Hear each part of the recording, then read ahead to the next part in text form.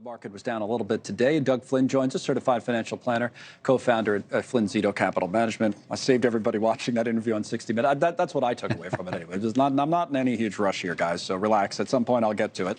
I want to put up a chart, though, of wage growth, if I can, Doug, and look at a chart of that versus inflation. So this is the change in hourly average wage growth, looking at it with the consumer price index, which is our gauge of inflation. And the point here, Axios kind of pointed this out this morning, is that the wages have been catching up. It took a while, but people are making some more money, finally catching up with inflation, right? Does it continue?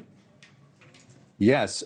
Over the last 12 months, it certainly has outpaced, and your wage growth has outpaced inflation. It actually really has come on strong since last May. Yes. If you go back 2 years when inflation was at 9%, if you count that total time frame in, it hasn't kept pace, but it has been outpacing lately. So a little bit to catch up entirely, and that's the more recent good news. And if that continues, that's going to keep the job market a little stronger than the Fed would really like. But it also puts workers still in the driver's seat in terms of demands. They haven't yet had to experience that period of where they lose a little bit of the control over to the employer because there's more jobs, than there are people. Right now, it's still, that's the case. There's still more jobs than there are people than the other way around.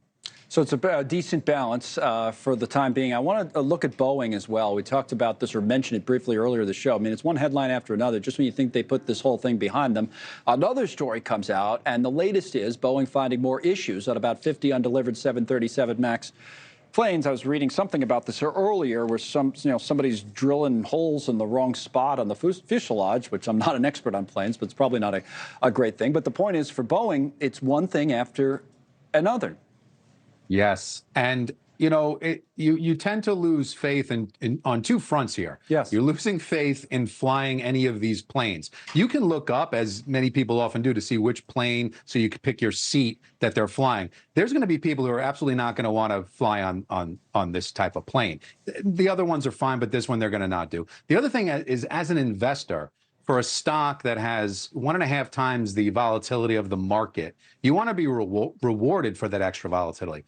This, you're being rewarded negatively. I mean, the stock was a big run from the lows to the highs, hit 267. Now it's all the way down into the low 200s. And I mean, I don't know how you want to be an investor in this right now, because like you said, it's just one thing after another. They need to get their footing and get control of this. And where are the breakdowns? Is it the employee level? Do they not have the proper protocols in place? It's definitely eroding both the investor confidence as well as people about that particular plane, for sure. Final story combines two of our favorite topics, money and sports. It was announced yesterday, or announced over the weekend, that this area, New York, New Jersey, in particular New Jersey, where MetLife Stadium is, will be the host of the World Cup final, 2026. I'm a pretty big soccer fan, so I'm excited about this. It was a little surprising, I thought, although I hadn't been following it. Maybe it was expected, but I know in '94 they had it at the Rose Bowl, and then '99 they had the Women's World Cup, the Rose Bowl. But now it goes East Coast. What did you make of that? And I've done stories on this over the years. Everybody always says, oh, a huge sporting event is coming to a place that's going to have a huge impact. That's not always the case, by the way, especially in a big city like New York, where we already have tons of people making an impact all the time. But this is the biggest sporting event there is.